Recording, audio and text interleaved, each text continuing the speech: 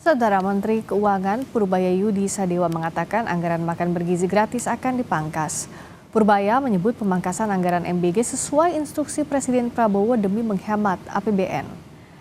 Menteri Keuangan Purbaya Yudi Sadewa bilang anggaran MBG bakal dipangkas dari semula 335 triliun rupiah menjadi 268 triliun rupiah di tahun 2026 ini.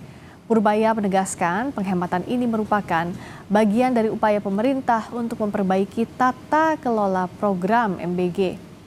Agar penggunaan anggaran Badan Gizi Nasional selaku penyelenggara program MBG bisa lebih efektif dan efisien.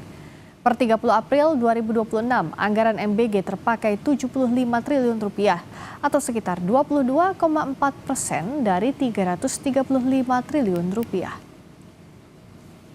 Itu MBG itu sudah mencapai 75 triliun. Itu 22,4% dari PBN yang sebesar 335 triliun. Tapi nanti bukan 335, nanti ada penghematan tertentu sesuai dengan instruksi Pak Presiden. Sehingga dana BGN bisa dipakai lebih efektif dan efisien. 60 triliun ya, 268 triliun.